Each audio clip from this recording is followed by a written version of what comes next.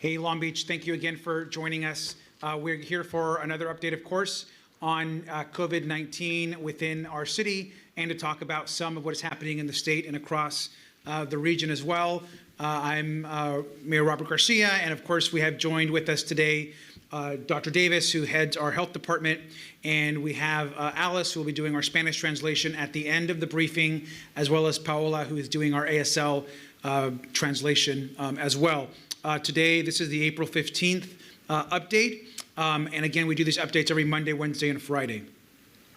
I want to just start off with several updates as it relates to the latest numbers for the city. We now have 379 Long Beach residents who have tested positive for COVID-19. We know that number is a number that increases every single day. And we know that number continuously goes up as well. And so we are grateful that our hospitals and our folks within the medical community are really doing a great job of getting that information out to folks and making sure that people are aware of the risks that we have out there. We know that we also have our death rate that continues to increase. So we now are at 18 deaths across the city. Those 18, unfortunately, we can expect more of that as well to happen with hospitalizations that we have currently in our hospitals. And since our last update, that number increased by 4. We, like always, are thinking about the families, those that are affected, the friends. Our love, our prayers go out to everybody. And I think all of us are beginning to interact and know more people that either have tested positive or unfortunately that have passed away. I know I've seen that, whether it's on social media or through friends or through family. And so we are all being affected and know people that are being impacted through this health crisis and pandemic. I will also share that we have had our first individual from our population of folks that are experiencing homelessness also test positive for COVID-19. I think that result came in just today. So it's the first person that was experiencing homelessness. I believe that person is hospitalized right now. Dr. Davis might know more information on that, but that is something that we take very seriously. Of course, we have 4 shelters across the city for people experiencing homelessness, which we are doing physical distancing, and we are working hard to ensure that that we are keeping people safe. But we will have more information on that in the days ahead. I want to share that we also, as people are aware, put out information on race and ethnicity earlier this week. We will continue to put that information out every few days so that there are updates on how we're doing. We have created an all-new dashboard and website for COVID-19. That should be launching here in the next few days. That'll give you a lot more data and information from the city site for people to access as we move forward. I also want to share that and thank the LA County again for partnering with us on our testing site. People are signing up every single day to go through our drive-through testing site at Long Beach City College in the Pacific Coast campus there in the center of the city. You can also continue to get tested by reaching out to your physician. Our hospitals are authorizing tests, and our health department is also doing testing, especially for first responders by appointment only. And so please, you can visit the longbeach.gov COVID-19 page. There is a testing link, and you can click that link and find out and get screened online for testing. We have been discussing how we increase testing in the days ahead. We will have some announcements on Friday as to some new testing sites in Long Beach. We have already, and our management team has already expressed to the city and to the council and myself that one of our key indicators of where we will be placing those sites is going to be in relationship to ensuring that our communities that are being most affected have direct access. And in the case of Long Beach, we know that our African American population, our Black community, is being disproportionately affected as it relates to hospitalizations, which is what we put out a few days ago. And so you can expect that our testing strategy will, as we grow, will ensure that we are providing that level of support for those communities so that they have easier access to testing as well. And so all of that is being worked on, but of course we will be continuing to provide testing for the whole city. I want to now transition to some news that the governor discussed yesterday. We are constantly talking about how we eventually reopen the economy. Reopening the economy will be as difficult as to the process of how we began shutting down businesses and implementing these health orders and our safer at home policies. It's going to be as difficult, if not more difficult in some cases, when we begin to reopen. Yesterday, the governor put out a series of principles, a framework of how this process begins. I will add a few things to that. The first is, please know that in Long Beach, we have our own health department. We're a city of 500,000 folks. We're roughly the same size as Atlanta, Georgia. This is a big, huge city. And in California, we have large cities. And so for a city our size, we make our own decisions as they relate to our health order. And our health department, led by our health director and, of course, Dr. Davis, are really the ones making the medical calls and working with all of our partners at the CDC and the state and the county. So what's next as we transition to this part of our response? First, know that our top priority remains the health and medical crisis that we're in. So while we're beginning to have conversations about the reopening of the economy, our focus must be on ensuring that we keep people safe, that our hospitals have what they need, that we have the ventilators, that there's capacity in our hospital system, that people have the PPEs, and that folks are safe.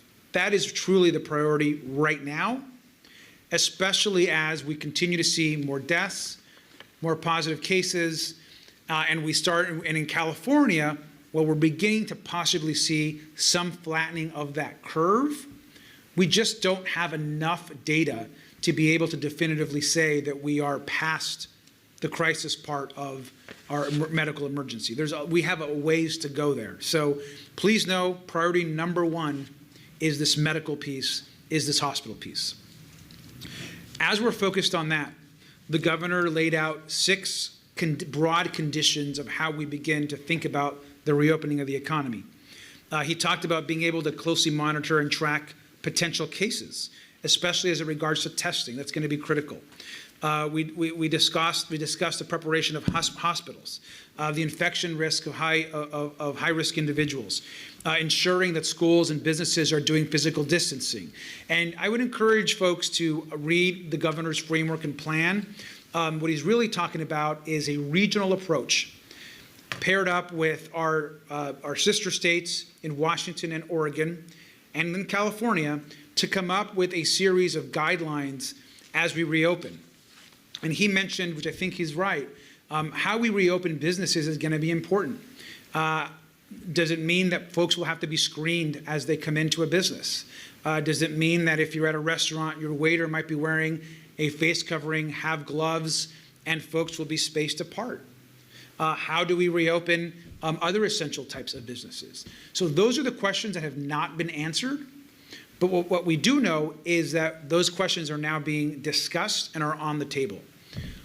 We know that there's a lot of folks out there that are unemployed, that need support, and small businesses that are hurting and in many cases won't reopen. And so we want to begin this discussion as soon as possible and begin having conversations about what happens once we get past this safe at home order and we begin reintegrating folks back into the economy. So you're going to hear in the days and weeks ahead more conversations about what this framework would actually look like locally. As you're probably aware, when the state began putting its guidance out for cities and counties, different counties and cities took different approaches. And while one approach may have worked in the Bay Area, LA County Long Beach, Los Angeles, took a slightly different approach. And so while there is some general alignment, different cities and different counties and health departments are taking slightly different approaches, and then we're seeing what works, what's working better in what jurisdiction, and then aligning ourselves to learn from each other so that we have the best health system and the best response possible. And I imagine that that's how we're going to also reintegrate back into this kind of reopening as we move forward in the weeks ahead. And so in anticipation of that, one thing that I will be doing is we will be forming an advisory group of business leaders, of those in the workforce, of commissioners within the city from our Economic Development Commission and others, leaders within our business organizations in the city. And we'll be putting together an advisory group that will then serve to start putting these ideas together to really present to us as a city how we take a Long Beach approach to getting our economy moving again. I've also happy to report that I've asked former Mayor Bob Foster, who not only served our city during a time of very difficult economic recession, but was also the CEO of a very large business before he became mayor and knows the business community well. I've asked Mayor Foster to help lead this conversation within the business community so that we have the best ideas and the best conversation around what's the right way to do this, with always maintaining that at the center of those discussions will first and foremost be the health of the public. We will not sacrifice the health of the community for jumping too soon on the economic recovery piece, which we know is critical. But we know that's important, and we need to do both. And so I want to thank Mayor Foster for agreeing to serve in that role, and we will have more information on how this advisory group begins to do its work in the days ahead. We will also be announcing, and Dr. Davis will be getting into details about a new health order we have that we're putting in place to protect older adults. We know that half of our cases as they relate to those that have passed have been individuals at our nursing and skilled care facilities. And so that addressing that is going to be really critical, and Dr. Davis is going to do that. And I want to mention that last night I want to thank the Long Beach City Council, who last night spent a significant amount of time adopting and passing a big set of reforms and actions that are going to help as part of our broader economic relief plan. So what did the City Council do just last night? The first thing they did was they filled in the gaps for federal sick leave. And so Congress passed a plan to ensure that folks had sick leave, all folks had sick leave for larger corporations of over 500 employees. That left a lot of folks in Long Beach out. And so the Long Beach City Council came in and passed a policy to cover workers for businesses under that 500 limit. And so this will help thousands and thousands of workers across our city to get paid sick leave through their business or their company and help themselves as it relates to COVID-19. They passed measures to help our hotels and our motels to create a hospitality recovery task force that will develop strategies to bring back tourism and travel. They put in plan a program to look at assisting mortgage holders and how we partner with nonprofits and the federal government to help those that have mortgages that we know are going to also have a hard time, and developing a mortgage assistance program. We put in places to help frontline individuals like our hospitality and janitorial workers, and having a policy in place to retain and those workers, even those that are laid off, so they can come back to work when the crisis is over. And we've established new health protections for grocery workers and other small businesses. Now, these are just some of the policies that got put in place by the City Council last night, and I want to thank all of them for their work, and I look forward to signing all those policies into law. Finally, let me just say that our health department is doing a really fantastic job of meeting this crisis. We're constantly communicating with our hospitals and do so on a regular basis. and we are feeling prepared for the weeks ahead, even though they will be difficult. And so with that, I want to turn this over to Dr. Davis to give us a broader overview of the new health order that we have in place. Dr. Davis. Thank you, Mayor. So as he mentioned, I'm going to go over our work with older adults in long-term care facilities. The data shows us that older adults, as well as those with underlying health conditions, are at higher risk for developing serious complications of COVID-19. This is consistent with what we've been seeing nationally and statewide. We've been working closely with long-term care facilities over many years to assist, educate about, and implement proper protocols to prevent infection among older adults. During this pandemic, the Health Department's Communicable Disease Control Program has been communicating regularly with the city's numerous long-term care facilities and assisted living facilities, and working in partnership with the California Department of Public Health's infection preventionists to share best practices that support older adults in Long Beach.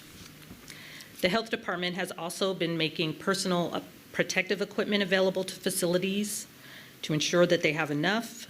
We're also prioritizing laboratory testing for both residents and staff, and updating the city's website to ensure that long-term care facilities receive up-to-date guidance from local, state, and federal authorities. As the mayor mentioned, we're issuing a new order designed to protect older adults and those with underlying health conditions who live in long-term care facilities. This order brings together the best practice recommendations of the Center for Disease Control and Prevention, the California Department of Public Health, and the Centers for Medicare and Medicaid Services. This new order outlines requirements that facilities need to have in place to keep residents and staff safe. So I'll just kind of provide a brief summary of some of the recommendations included in this order. One of the requirements focuses on limited entry. While residents at these facilities will be able to have virtual visitations, all in-person visits will be prohibited while the order is in place, including visits by volunteers and non-essential workers. By reducing the number of people who enter a facility, we reduce the likelihood of those inside the facility being exposed to the virus. So only employees, first responders, medical professionals, and contracted essential maintenance workers or service providers will be able to enter. There are some exceptions, for instance, at end-of-life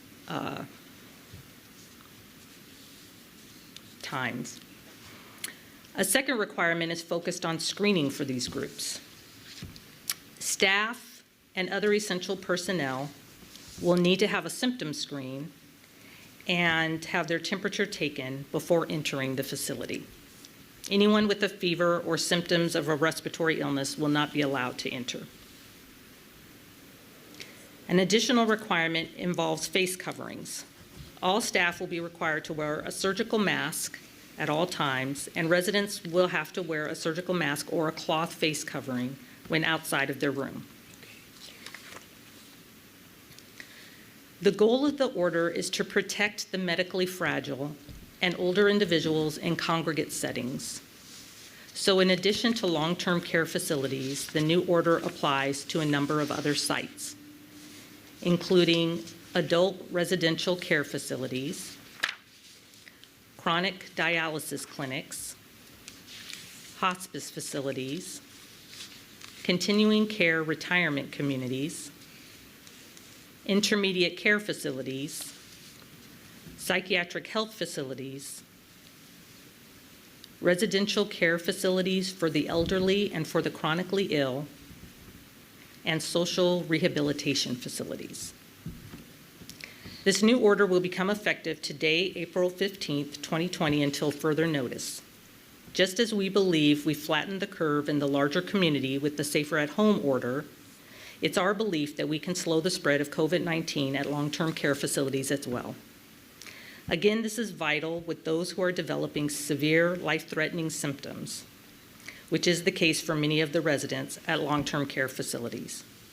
Finally, for all the latest information and updates, please continue to check our website, www.longbeach.gov/COVID-19. You can also follow us at Long Beach City on Facebook, Twitter, and Instagram. Thank you. Thank you, Dr. Davis. We're going to take questions from the press now, and then after that, we will do a summary in Spanish. So I'll turn this over to Jake. Thank you very much, Mr. Mayor. The first question comes from Rachel Jordan from ABC 7. Can you hear me? Yes. Okay, so this question is for the mayor. So I've spoken with residents and business owners in our city who have seen an increase in homeless people gathering and camping in their specific neighborhoods. So aside from adding more homeless shelters and hand washing stations, what else is the city doing to keep everyone safe, those housed and unhoused, and enforcing physical distancing?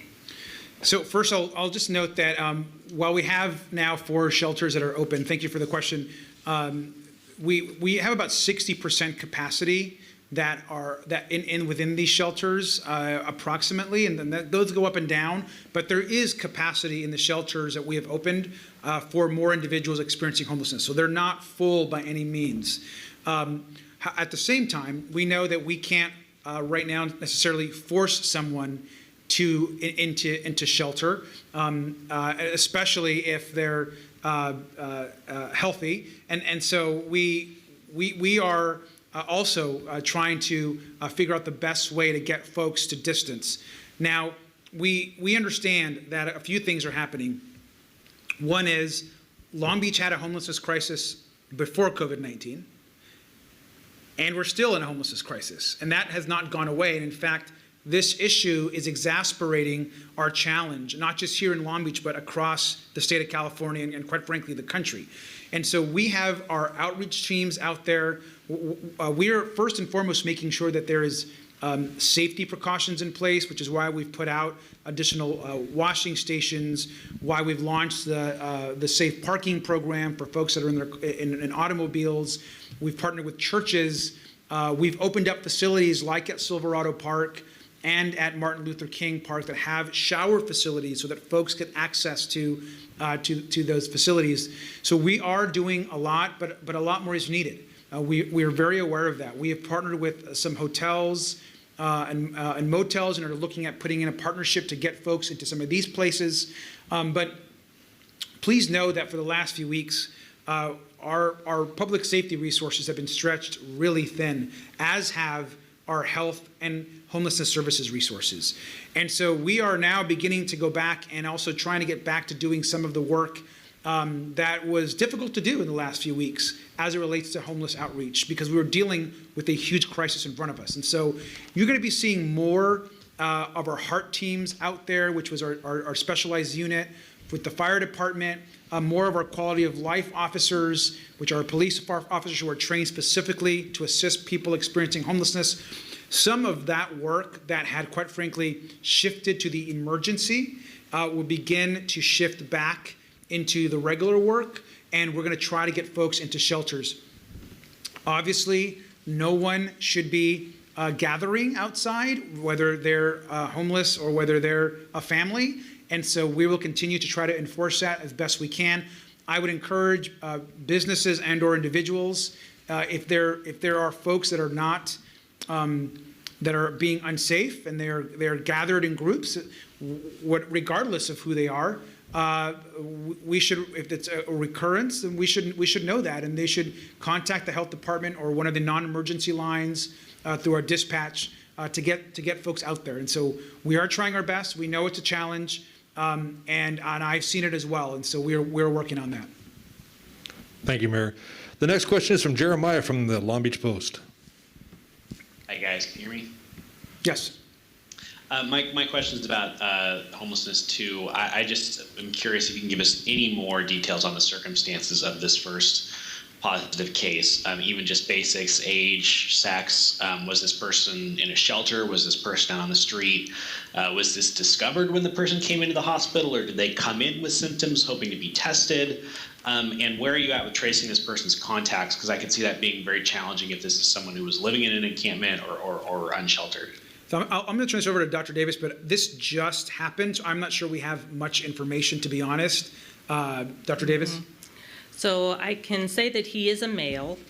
He's hospitalized in stable condition, and the investigation is ongoing, and we should have more information. What we've heard so far has been reassuring as far as exposures to other places in the city. All right, thank you very much, Dr. Davis. The next question will be going to Haley at the Press Telegram. Hi, my question is about the new health order. Can you just share a little bit more information about how it will be enforced? How it will be enforced? Thank you for the question. So I think it's really important to work with our partners. We all have the same goal, which is to keep our residents and our staff of all of Long Beach, including in our institutions, as healthy and as safe as possible. And so this really just provides a framework for all of us being on the same page and having something that we're pointing to, because there's numerous best practices coming from different organizations. So now there's one uniform guide that we all have agreed is very important in order to prevent the spread and to keep COVID out of our facilities. So we'll really be focusing on partnering and working together. Thank you very much, Dr. Davis. The next question again comes from the Long Beach Post. Kelly. Yes, hi. This question is for Dr. Davis as well regarding nursing homes. I saw yesterday that Royal Care Skilled Nursing Center in Long Beach had put out a statement saying it has 2 confirmed coronavirus cases, but the city hasn't yet included that in its list of facilities, nursing skilled long-term facilities with coronavirus. Could you talk a little bit about the process of how the city confirms cases in its nursing homes and maybe if there's a timing lag there? So there, where the lag comes in is when we post it on the website. So what we like to do is to give the nursing home an opportunity to inform their staff, their residents, and their family members. And so that can take up to 2 days. A lot of times they're using regular mail. And then once we know that that has been done, then we will post it on the website. So you should be seeing that really soon. And I think, Jake, I also see on the list I have here, there's a question from Colby Burnell. I don't know if Yes, Colby is online right now. Colby will be asking the next question from Politico. All right, Colby. Yes, hey there. Thank you so much for taking the time. 2 quick questions, if I may. Just wanted to follow up on some of my colleagues' questions about homelessness.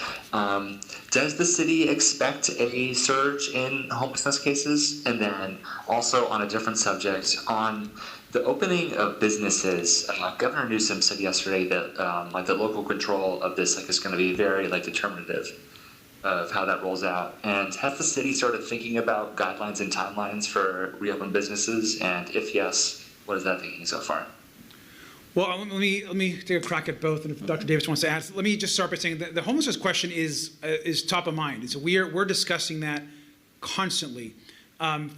For a couple of reasons, and I'll tell you that it's not just happening locally. I mean, when we're on our having conversations with the governor's office, that is constantly being discussed, and I would say it's in the top tier of issues that we discuss as mayors as well, for a couple of reasons. I mean, one is the human side, which is these are individuals that are the most vulnerable in our community, with the least access to resources, without housing. They're exposed outdoors, so they're in a really critical state. So that's a huge part of it.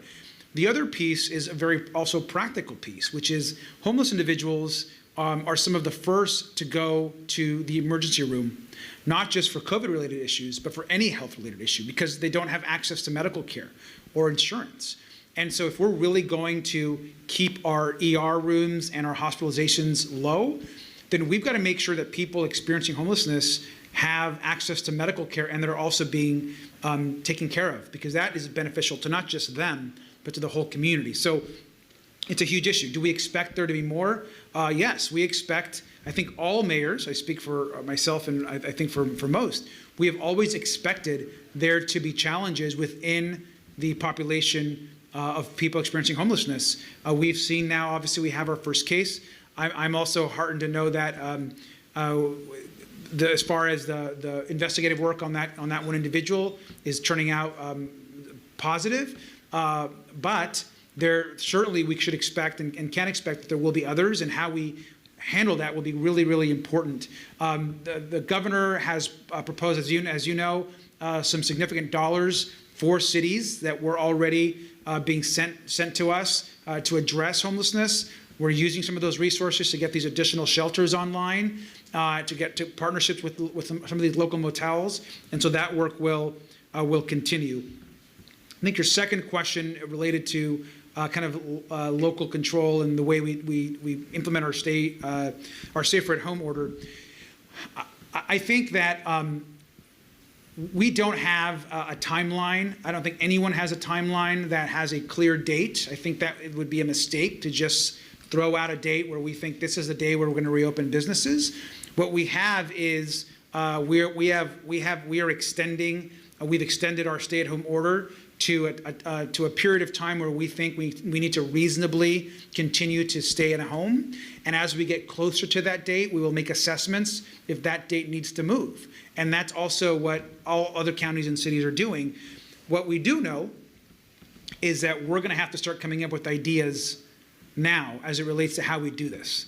And so I think what the governor is looking for, and he's mentioned this, is sometimes the best ideas come from the cities and come from those of us putting our heads together and thinking this is the way we should move forward. And so we're in Long Beach, we're going to try to come up with the best ideas possible, the most innovative ways to physically distance and keep people safe, and then share those with our county partners who really are our regional planning partners, Mayor Garcetti in Los Angeles, the county in LA, and then hopefully come up with a plan for us here at the county level, and then see how that impacts what happens in the Bay Area, in the Central Valley, in Sacramento, and San Diego, and other places, because we're all going to have variations of whatever the statewide guidelines are going to be. Thank you, Mayor. There's one more question from the media, and then we'll have a question from social media. We have another question from Jeremiah from the Long Beach Post. Go ahead, Jeremiah. Hi, guys. Thanks again for taking our questions. This is going back to a little bit something the mayor said about feeling prepared right now for where we're at. And I'm just curious, we've had so many resources, state and locally, being poured into increasing hospital capacity. And has any of that been used yet? For instance, at the convention center, we've had 100 beds go up. Is anybody actually using those beds? And are we still expecting this huge surge in hospitalizations locally, especially after, like Dr. Davis said, Monday, the infection rate might actually be slowing down? So one is we have not used the convention center yet, but it's set up and ready to go. So that's really an overflow location. We have also at each of the Long Beach hospitals, so St. Mary's, Memorial, College, at those locations, the health department has worked to expand capacity with tents that are out, really expands their ability to do their work. The hospitals are using those right now for different reasons, and some could certainly move patients out there if they need to. Some are using them to do some screening work, and so they're being used in a variety of ways. But as far as have our hospitals reached a capacity point where we're out of rooms? That has not yet happened, and so that is a positive sign. However, we are planning we're planning for worst case scenario, which is what we should be doing, and we're not planning on what we hope will happen, and so we are increasing. We've already increased our capacity by 500 beds, and we're not stopping. We're continuing to look for resources to increase that capacity, because we don't exactly know what's going to happen in the next few weeks. As someone that was a teacher before I was mayor and looked at a lot of data, 1 week or 2 weeks worth of data is really not a lot, and that is really, we need to look at a lot more data to get a real clear picture of where we're going. And so I want to really make sure, and I know that the governor and other folks want to as well, really make sure that we have enough data to understand if the surge is going to happen and when it's going to happen. There are still a lot of scientists and experts out there that think that that is still coming. And so we're preparing for that and doing everything we can to make sure that we're ready. But again, if months from now, we're being accused of overreacting to everything, then I'm happy to take that criticism, because we should be doing everything we can to prepare for the worst case scenario. And so I hope that that level of crisis doesn't happen, but we got to be ready. Dr. Davis, do you want to add to anything there? Or? Very well said. Okay. All right, well, that does it for the questions from our media. I have some questions here on social media, and an interesting observation that we're seeing, Mayor, is a lot of people are questioning about the distance that we have here on the panel and why we're not wearing masks. And we try to explain to everybody that if they could see us here, that we're at least 6 to 8 feet apart, we're physically distancing. But the question here is a lot of questions about masks and the existing health order. Dr. Davis, can you please clarify the importance of masks and why the masks and when the masks, as it relates to the health order and the physical distancing? That would be very helpful.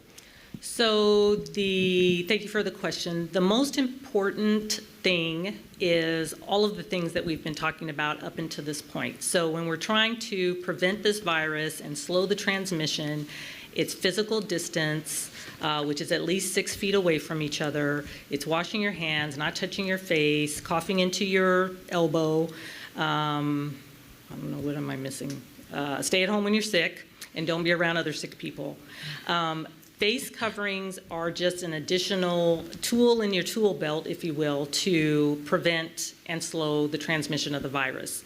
And what it's thought to help with is preventing your droplets from infecting other people. So sometimes you can be infected, but you don't have any symptoms yet, so you don't know it.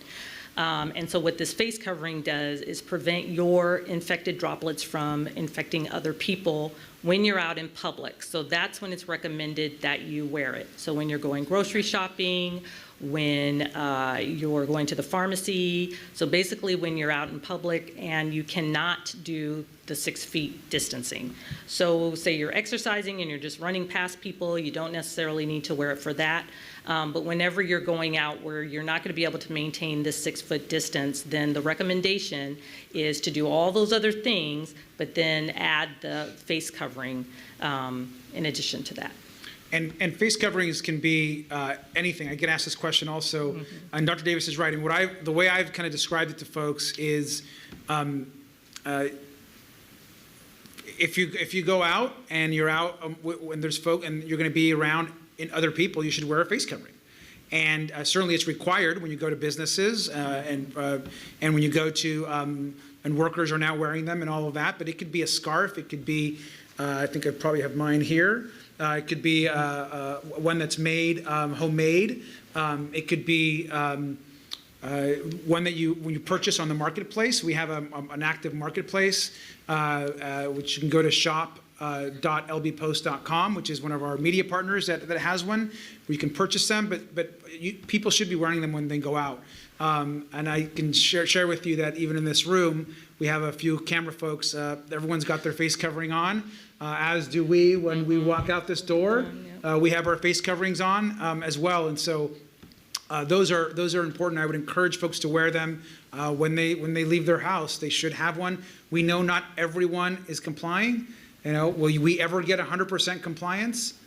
I wish, but probably not. But if you want to protect yourself and your family and want to be protected, folks should wear face coverings. Thank you very much, Mayor Garcia. That will do it for us on the questions. If you want to go ahead and pass it off, sir. Thank you. And now we're going to do our Spanish translation. So muchas gracias. Ahora vamos a tener esto en español. So vamos a pasar esto a Alice del Departamento de Salud.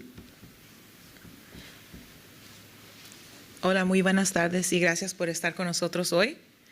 Desde hoy tenemos 379 residentes de Long Beach que han salido positivos del coronavirus. Desde nuestra última sesión informativa hemos perdido a 4 residentes más del coronavirus. Eso eleva el número de total de muertes a 18. Nuestros corazones están con todos los que están en duelo en este momento tan difícil. También con eso, desde hoy vimos nuestro primer caso de el individuo desamparado, o como se dice en inglés, homeless Y nomás he visto que hay mucho enfoque y muchas preguntas sobre eso. Le queremos recordar que en los lugares de desamparados que hemos puesto en los parques de la ciudad de Long Beach, no podemos forzar a nadie que esté desamparado ir a uno de estos lugares para autoaislarse.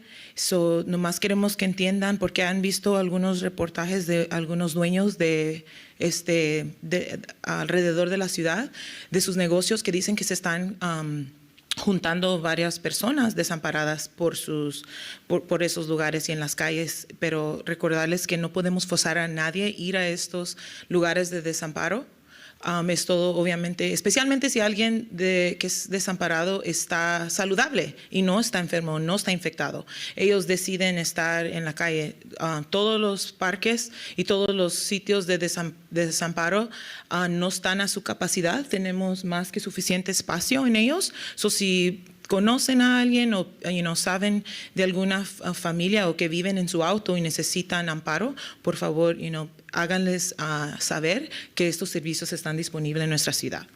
Seguimos también unos datos sobre el gobernador, que el gobernador Newsom de California ha dado órdenes y sabemos que estas restricciones no son fáciles y que tienen un impacto real en nuestra economía y en los presupuestos familiares individuales. Les recuerdo que no durarán por siempre, pero sabemos que lo de la economía es muy importante, pero la prioridad es todo lo que tenga que ver con la salud, primeramente. Necesitamos poder monitorear cerca y rastrear casos potenciales para prevenir la infección de individuos al alto riesgo. Por ahorita también tenemos, queremos garantizar que las escuelas, las empresas y las instalaciones de cuidado infantil puedan apoyar el distanciamiento físico. En una nueva orden también de salud para proteger a los adultos mayores. En este sentido, queremos informarles sobre un nuevo orden de salud que entró en vigencia hoy, el 15 de abril. Esta nueva orden de salud está diseñada para proteger aún más a los adultos mayores y aquellos con afecciones de salud subsiguientes que viven en centros de enfermería de atención de largo plazo.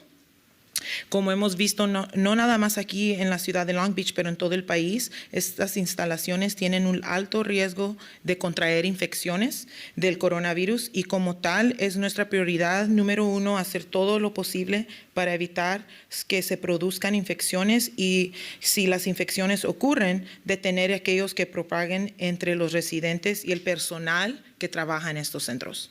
Este es un tema muy crítico y estamos haciendo todo lo posible para superar este desafío.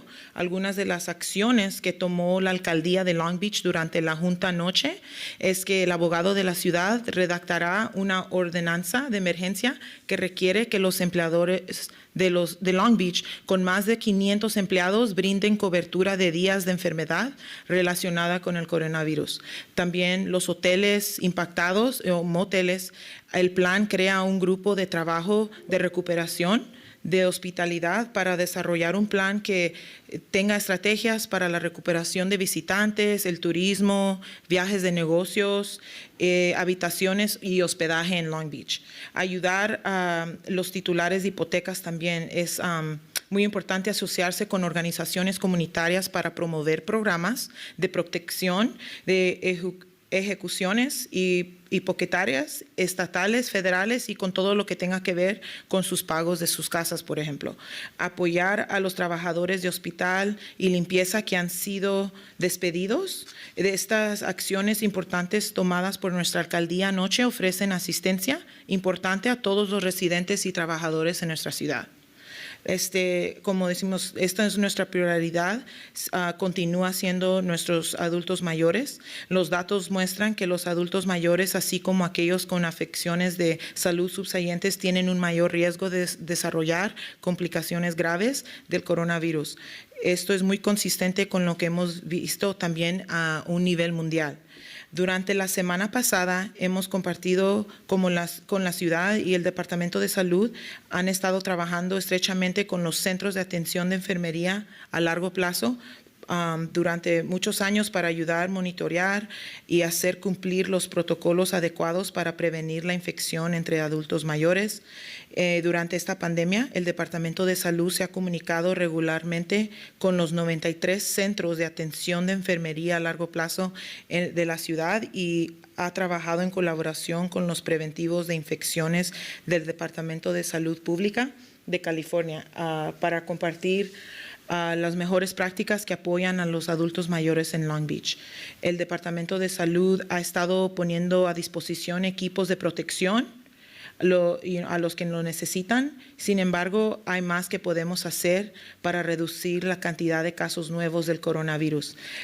En pocas palabras, obviamente no es solo el distanciamiento físico, pero también en estos sitios vamos, con esta nueva orden, vamos a pedir requisitos adicionales. Por ejemplo, no se le va a permitir la entrada a cualquier persona, solo para esas personas que son esenciales. Cada vez que alguien entre tienen que tener una cobertura facial. Y también los trabajadores. Es importante proteger a los trabajadores que están atendiendo a las personas que son pacientes en estos sitios. Todos los pacientes y los trabajadores y empleados tienen que tener coberturas también. Algunos van a tener, los que están enseñando síntomas, también van a tener que tener una mascarilla que es más que se usan como para cirugía especiales, las médicas también, especialmente si están teniendo síntomas del coronavirus. Un segundo requisito central de atención que con los empleados, obviamente, los proveedores médicos y otros personales esenciales. Cualquier persona, como dijimos, que tiene fiebre o síntomas debe seguir esta orden de salud. Creo que eso es todo la información que tenemos por hoy. Muchas gracias por estar con nosotros hoy. Y muchas gracias también por estar hoy día y vamos a estar otra vez el viernes a las 3 and we'll be back at 3 p.m. on Friday for the next update. So thank you again.